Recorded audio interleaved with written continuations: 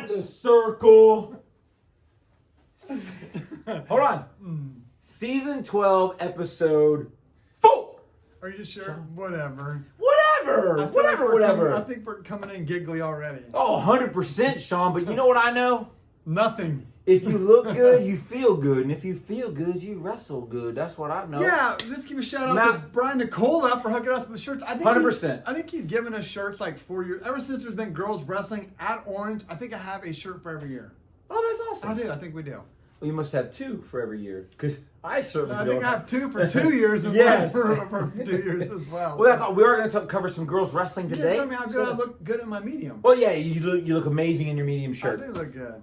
I'm an extra medium, so if you're getting shirts for us, just I've been losing a little weight, you know. But yeah, hey, new year, new me. That's what I'm saying. Okay. Sean, we do have some wrestling to cover in this episode. Jonathan Alder, big tournament. We also have down in Athens, which would actually be this way. We have North Union up that way.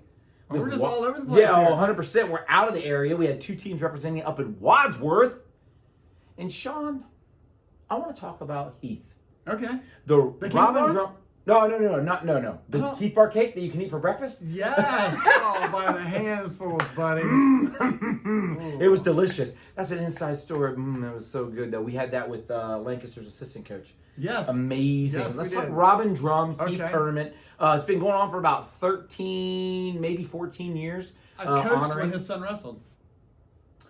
Did you know? Yes. State place winner, I do believe. Okay. Yes, I do it for Heath, and that's awesome. Sean, who are the champs out there? Who are the teams? Well, I think one team kind of ran away from it there. It's like they got in their car and sped away. Oh, got in the car. you That's got with 2 that? R's. I did Oh, get you that, like yes. That's good there. Yes. But, man, Northmore really put it on them out there. They had multiple champions, I believe 5. Tell me about some of those champions they had. Well, we know that Carr at 113 is a definite champ, but they Okay. also had Thomas at 106, Okay. which is phenomenal. Becker, 132 pounds, obviously.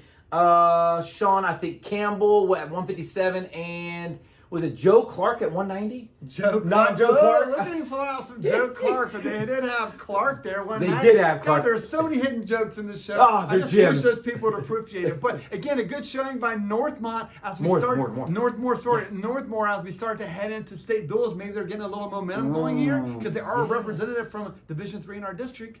That is a great point because one of the things that really wins matches at the D3 level is making sure you obviously have 14 wrestlers. That helps. That does help. Yes, and I think most of those D3 competitors in the state duels do have 14. But some of them... Most, I'm going to go with most because that would be more than 50. But I agree with you that most of them have more than... And I think the other thing is some teams, they'll have 2 or 3 at a weight and they can stretch their lineup a little bit. And that helps because I think you're allowed to enter 18, maybe. Yes. Okay. I think you're correct. And when you have those extra 3 or 4 kids, you can stretch your lineup just a little bit, and that's how you can chess match. Oh, that's the what you dual do? meets. Yeah. Oh, yeah. Yeah. I'll talk to you about it off air. Yeah, that's how you do it. Yep. Okay. Well, they were probably the only local team that finished in the top 10 there, but we did have some other teams closer to home that did have some great individual performances there. Yes. Cairo Vanderpool. Boom. From Walnut Ridge wins that at 175. Scots. You know, I'm going to give him a shout out to at heavyweight there. Kevin Green, that's my guy, man. He's just like one of the most likable guys. 285, right? 285. Yeah. He was district qualifier last year. He doesn't win, but he does get second there. Groveport Madison, you know me and Mark are close to Groveport Madison. Yes, sir. Didn't have a champion, but Matt 113. Miller's getting those guys together, and Morrison gets third at 113. And then he did the homeschool have a champion? That's our question, Sean. That's always our question. We're going to talk about that a little bit later in the show, Okay. why that's our question. But the homeschool did not have a champion, but they had their 215, and Shriner gets second. So good showing for them, a good tournament all the way around. And again, me and Mark love tournaments. We've said this for years, that reference people of the past that did great things, not only in wrestling, but in their community. Yes, 100%, and that would definitely fit for Robin Drum. Sean, let's go down to Athens. Let's travel down 33. Go through Nelsonville, York. If you want to buy some boots, you I can. don't think you do anymore. You got the outer belt now, you know? We're just... You got down to outer belt comes down to Logan. But anywho, you get down to Athens. Hey, always, from what I can remember, they always have a solid handful of guys, maybe 7 or 8 guys.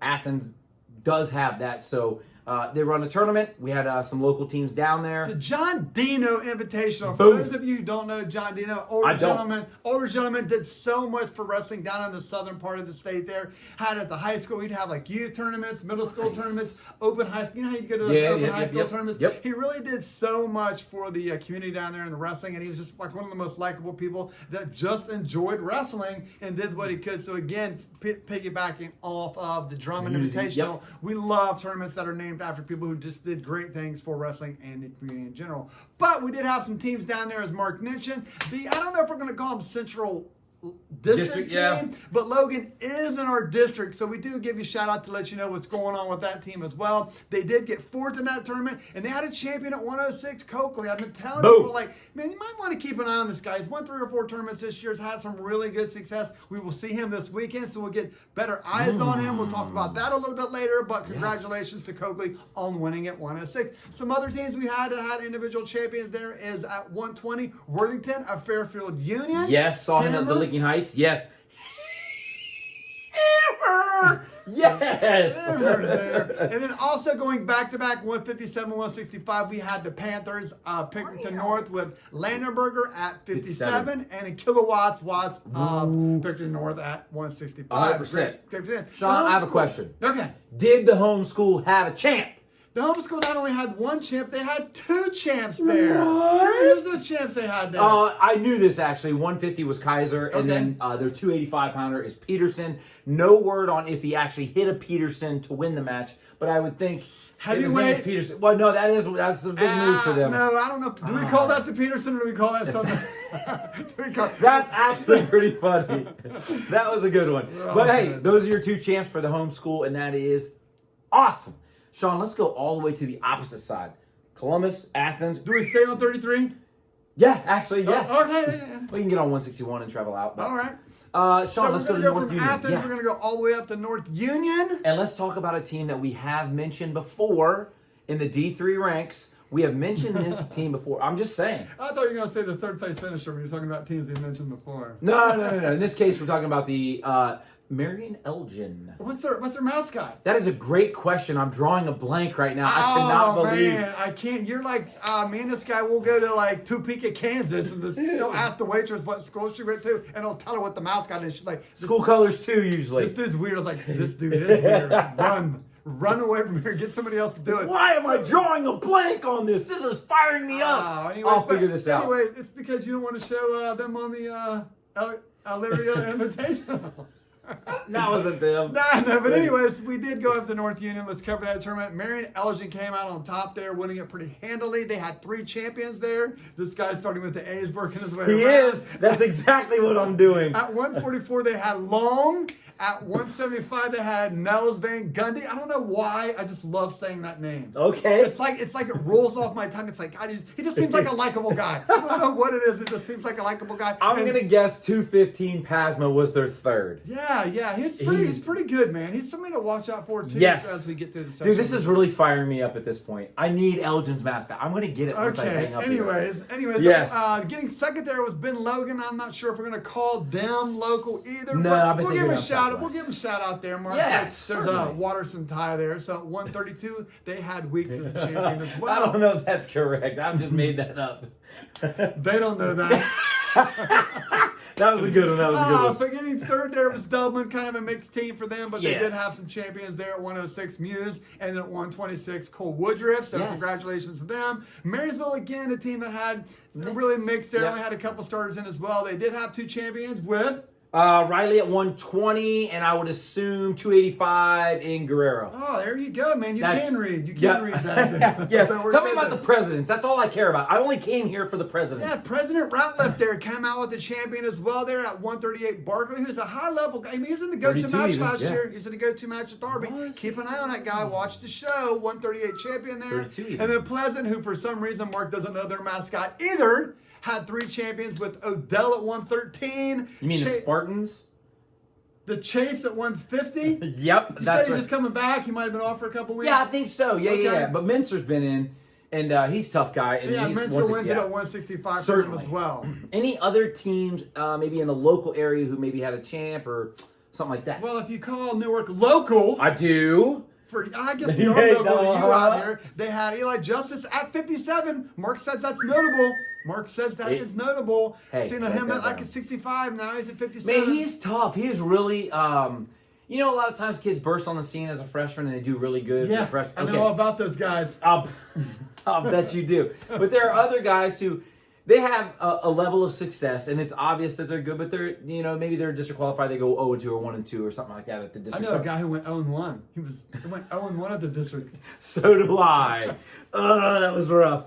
But Eli has chipped away and grinded, and he's really blossomed into a great wrestler this year. I just want to give mad shout out to Eli. I think we're all pulling for him, right? 100%. But we're just all pulling for him to have success this year. But another school that we don't get to cover as much as well had a champion as well in Delaware Christian's Ross at 190. Yep. So I think we hit all 3 divisions, all 4 corners there. We hit a lot there. Marion Pleasant is the Spartans. Delaware Christian is the Eagles. That's what I got for you. So we don't have Elgin yet. No, I don't have Elgin. Okay. All right, so we're going to go from there. We're going to go all the way north, maybe 71. Where are we going to get off 256? What is that, 465 up there, whatever that is? 465? Yeah, 271. 271 to go to 271 Wadsworth. there. We're going to go to Why are we Wadsworth. going to Wadsworth? Why are we going up there? I say that all the time. We got good tournaments down here. We think we need to go everywhere. It doesn't really work out that way. But we did have a couple schools go up there. I don't think we had the success we were looking for as a team. That's a tough tournament, dude. That's probably one of the toughest one-day tournaments out there. That's the word I'm getting on the street. Yes. So it is. Talk to me then. Is that what you're saying? Yeah, that's exactly right. Okay, so we did have 2 teams go up there. We had the Patriots of Liberty got 7th. Didn't have the champions, but they did have Huggy Williams at 126. Be a finalist. DeSales right behind them got 8th place, but they did have a champion in Max Shulaw at 215. That boy good. So, going to Virginia, folks. Okay, keep an eye on them. Cavalier. Yeah, that's right. See how I do Blue that? and orange. I do see how you I did can that. tell you. So. And last but not least, let's talk about the tournament me and you both attended to. Yes, Jonathan Alder. Get this guy, man. Yes, Jonathan Alder. Yes, we did. And that was a great, you know what I loved?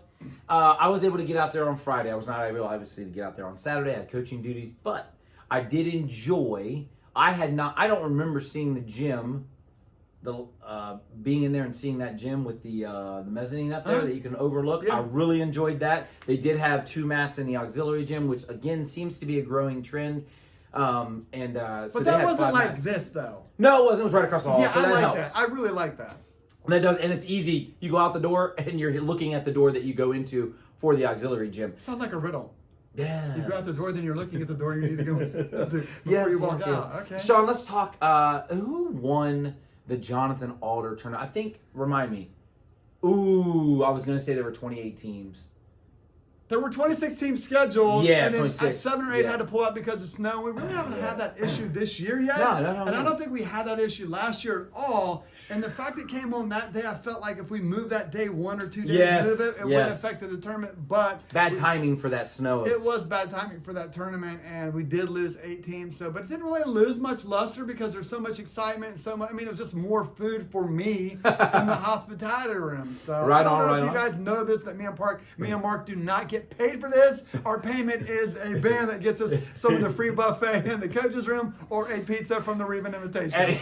Yes, and I would say 99.999% of the time, it is so worth it. It's a very good food out there. There is very good food out there. But let's talk wrestling, Sean. Watterson came away, and they looked impressed with me. I think Watterson is better than people want to give him credit for, and I think people we know Watterson's like a top 2, top I got 3, you. I team. see what you're saying. But I'm like, no, once we get past their superstars, those other guys, they're still pretty good. They're really good. I got you. Not pretty good. They're really good, and I'm really liking that team. But they did have 6 champions there. Give me some of those champions, Mark. Well, I would say Joe Curry. I would say Neil Christie. Yeah. I would say Jermaine Lindsay, but it's not Jermaine. I would say Mr. Younger, returning 2-time state champ. Boyle 65. Hey, Boyle 65. Keep an eye. He's a freshman. Yeah. He's tall, lanky, and once he grows into his shoes, man, his feet, I think he's really going to do well. And I think the other thing is his movement is very unique for a big man. Okay. But he's 165, so he's not over the top big. But that weight class doesn't see that kind of movement very often. So, And then I'm going to give a mad shout out to recent Navy football commit Purcell at 215. Mad shout out to you. Now, granted, go Army beat Navy, but Kerry Collette coaches at Navy, so I got to give a little love. Okay, then. So there you go. That rounds out your first place team in Bishop Watterson. Who the heck finished second? Big Walnut. Same initials? BW? Yeah. Well, that's probably how they did it on purpose. You know, I want to give a shout out to Renner and that team. Me and Mark were talking before we got there. When you get second at a tournament without any champions, it shows the team effort, the team unity, the team. You know what I'm saying? You're camaraderie. Yes. You're working together, and you know, it's no surprise to me he's a former Coach of the Year. Of course, yes. And when you see his team since then and how they're working together, they finished top 5 at Licking Heights. They finished top 5 at the Dublin tournament. Scioto? The Kevin Cleveland tournament. Yep. I mean, when you're having all these high finishes, you're showing that you really are building something big. And I thought that was a great accomplishment for them to get second without a champion. Congratulations. Yes, most certainly. And I'll have to go back. And this is something interesting as they finished second, so we're not like overly singing their praises here. But I'll have to go back and check their lineup. I don't think they have more than 2 seniors in their starting lineup. They have 14 weight classes. We talked about that, yeah. That's pretty good because you're only losing 2 kids out of your starting lineup. Maybe they have 4 or 5 seniors, but only 2 or 3 are in the lineup. So they graduate. They're still going to have the same team that they had this year. That's just going to have a year more experience. Yeah. So that's kind of big moving forward. That is a great point, Mark. A great point. Thank you. So at third, we got the I'm done, yeah. We got the home team there. Yeah, Jonathan Alder is the home Pioneers, team. I believe. Pioneers. That's Pioneers had 2 champions. They had Watson at 106. I believe this is his 3rd tournament title this year. Yes. 3. Yes. Racking up those things there. Yeah, 100%. And then they had Anthony Croninger is the name. I knew you'd need help with that. I need help with a lot. Smith. I need help with Smith there. So they had 2 champions. Congratulations to both those. Running at 4th there, we had the Hartley Hawks. Ooh. With King at 132, who was also OW of the tournament, and then Rathburn at 157 kind of worked his way very effortlessly through that bracket. 100% Navy commit as well. A quick question. None of your questions are quick. You're right. Aiden King, 132-pound champ, received the MOW. Who did he defeat in order to lavish such an award on him? Well, I think he beat 3 people, but I think you're only good looking call. at one name there. Yes. Hesse from St. Mary's Memorial. When we say St. Mary's, think St. Paris Graham. It's not a Catholic school. They're just from this city of St. Mary's is why they I didn't know that. I didn't know that. Well, that's why you watch the show. I really thought they were a Catholic school, bro. That's why you watch the show. Do you know their mascot? Don't care. Okay. All right. Well, before Mark got us really sidetracked in here. Yes. Who got 5th? At number 5th, we had Gehenna Lions. Yes. And did have one champion there, and Javon Shrevin? Lewis. No, not Shrevin. That's pretty good. Javon Lewis at 190. Some other schools that didn't finish in the top 5 that had champions: Garcia, Bexley, 132. 113. Hey, real quick. He's pretty good. Oh, he's real good. And he's starting to fill in the 113-pound weight class. I still think he goes 106 at the end of the year. But so you're telling me if he's winning pretty handily at 113 and now we're moving him down to 6, it could get really interesting as we go far into the state tournament? 100%. Okay. Yes, I'm really looking to see how he finishes out his campaign this year. Okay. Anybody else? Yes, and another finalist we had there from a school that me and Mark love to support is Hilliard Darby. Had a finalist and a runner-up finish with Barnes at 215. Now, their team was a bit hamstrung. They had a couple injuries not too long ago. But we'll be back. Oh, they'll be back. I'm sure they will be. Those kids are hammers. So Barnes was, fighting at it a little bit by himself there. But 215 runner-up, that's pretty good. Mark, you talked about earlier a little bit here that you were there for day 1 and you were not there for day 2. Correct. And I was thinking when I went to both days when I was there, and I was seeing Allison Hammonds do a great job of running the hospitality room, and Anna Park and Sarah Byerly and Nick Christopher and Andrea Watson, everybody just doing so much. And I thought to myself, over the 13 years me and Mark have been doing this, it's not so much as when we talk about wrestling as we talk about all the individual communities that me and Mark go to over the years. And we've talked about it forever. Like when we go to the Old Tangy Liberty Tournament, Mama Judy Fitz would be in the back. She's been there for over a decade, manning the hospitality room. Yes. Mama Sue up at Marion Harding, everyone knows on day 2 she does the breakfast and the biscuits and gravy and this and that. And if you go to Old Man's Bend, Watkins and Morrow will have 10-inch subs. Yes. And Delaware's going to have 100 pizzas up there for you. And I Licking Heights got bacon. Licking Heights got bacon that Mark will get sick of and puke all over the place. And I think when we go to these communities and I think of all the sponsorships that we had at Johnson Jonathan Alder. We had Costco's and Raising Cane's and Pioneer Pizza and Freaking McDonald's, too. and McDonald's and Marathon Gas Station was behind them. And I'm thinking, how wonderful can Allison and Sarah and Nick and all these people be that the community wants to get behind them and be part of whatever it is they're doing? I agree with that question. That is awesome. I love that about that, and it made me think, like, man, if you have followed our show for 13 or 14 years, we always talk about the homeschool, that they have a champion. Yep. Because me and Mark so appreciate the effort that everybody puts into the community. Jonathan Alder was not having you come to that school for the tournament. They were inviting you into the community to show you what kind of people they were. But that's some Martin Neiman stuff right there. And I think after the 13 years, the people who have been with us the whole time, we appreciate that you have the vision that we have to celebrate every kid from 100th rank to number one of the accomplishments of all levels of wrestling, how much we appreciate what you're doing and the people that we meet along the way. Hey, I love that. And you mentioned Marathon Gas Station. This is no word of a lie. 2 or 3 years ago, there was a young man, I'm 99.9% positive it was from Jonathan Alder, on their billboard sign out front, congrats to so-and-so, state qualifier wrestling. Yes. Like, I can't tell you the last time I saw that on a gas station sign. And I'm not anti-corporate America. I'm just saying, when you got small town feel, everything that you just said before you step down from that soapbox feeds my soul. Sam Shalvey, if you're out there, I am a 1950s soul, man. I love that your school is your hub. I love varsity Letterman's jackets. One of my 2 or 3 regrets from high school is not buying one. I just love representing your school colors out and about, and I think that is awesome. Yeah. That's who I am. You know, there's one coach in our district that sends me a text after every show and says, great show.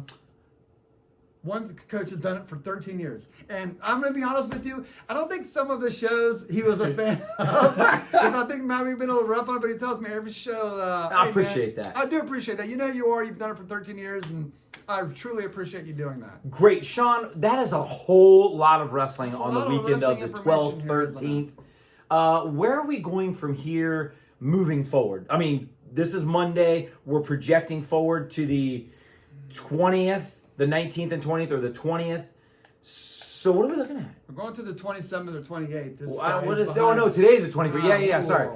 Here I am. Let's rewind that. Did you find out what mascot they were yet? Not yet, dang it. Okay, so we're moving forward here. We got 27th and 28th. We have the traditional tournaments that we have to close out the month there. We have the Riemann Invitational up at Delaware. Me and Mark love that tournament. It's about recognizing the people in your life. And your mothers are so the unappreciative person in wrestling, because when you come off the mat, off a tough match, your dad's going to tell you everything you did wrong and yell at you, and your mom's always going to be there and give you a hug and tell you how much she loves you. And before you go any further, they do a great job of every team submits a mom of the team. Yes. And the Delaware tournament. Yeah, the Delaware tournament. And they line them up. Yeah. And they read a quick letter that was written either by the coach or a member of the team for that mom. You cannot. I mean, handing out pizzas to the champ doesn't even beat that. No. That is awesome. And they give the pizzas to the media. It doesn't beat that either. But it's great what they do up there. The Agreed. Message, trust me, if you're going to the finals, make sure you get there maybe a half hour earlier to hear the message and be part of that. So, we have the Mason Boyd going on this year. Yep. You know, usually I would start in Delaware and then drive down to the Mason Boyd. Okay. It was always an hour. And after 10 years, I kept thinking, like, I can get this thing to 50 minutes. Like, no. It's an hour every year. So this year, I think I'm going to start down at Watkins. Okay, gotcha. And then Mason Boyd. And then drive up to Delaware for the finals, because I'll feel like I'm driving home. Yeah. So, like, it won't be as like, I'm out here in the middle of nowhere. So we'll have the Riemann Invitational, the Mason Boyd. We also have the Scott Null going on at Gehanna this weekend. And if you're way out there in no man's land and you pass Mark's house, you'll be in Utica, and they're hosting a tournament as well. So we have a little bit of everything going on. A lot of it in the northwest here and southwest. We're kind of on this side. Well, a little bit on the northwest and the east and the southeast and the southwest and the northwest and the southwest and the northeast. But as we talked about, we're just passing the midpoint of the season here. We're starting to get into. We're just under 3 weeks from Selection Sunday. Talking to people, D3, I'm still unsure of what sectionals those are going to go to. D2 is starting to come in the picture with me. 3 teams have decided where they're going to go. Okay. 2, I truly believe, are still deciding. And Division 1 is crystal clear as it could possibly be. I have this all figured out in my head, and I'm not going to give it away because that's not who I am. But it wouldn't be surprised if last year's sectional champions at all 4 sites were repeated this year. That's all I'm saying. And I actually like Checks that. bombs page. I Yep, actually like that. I think that's going to work out for everybody. I'm just saying, don't be surprised if we have 4 repeat team champions. Sectional champs? Okay, I'm just saying. I got you, Keep Sean. an eye on Before we get too far out there, I do want to mention some girls wrestling. We do have some girls wrestling information. Brian Nicola, thank you. Yes, most certainly. They have the state duels on this February 3rd. It's a Saturday, just like the boys do. The girls are broken up into 4 regions. You have the Northwest region, which is actually taking place at Marysville. You have the Central/Southeast, which is taking place at Olentangy Orange. Any idea where the other 2 are?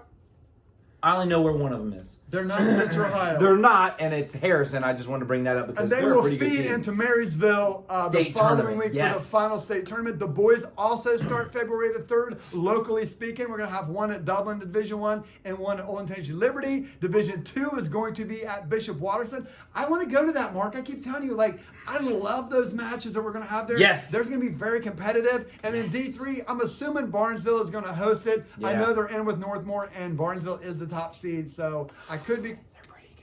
I could be wrong on that, but I'm assuming we're going to go out to Barnesville for that one. And that is Barnesville awesome. won the OVAC. So if we have any people that are from the Valley and they love the Valley and they love their pizza with cheese on top of it. There's Valley people watching the show. You know there are. So Barnesville won the OVAC. Congratulations. So. If I don't have coaching duties on the 3rd, I will most certainly visit that. And I think, as you state, the matches are going to be close. They won't be close. No. I'm saying in Division 2. Yeah. Division 2. Yeah.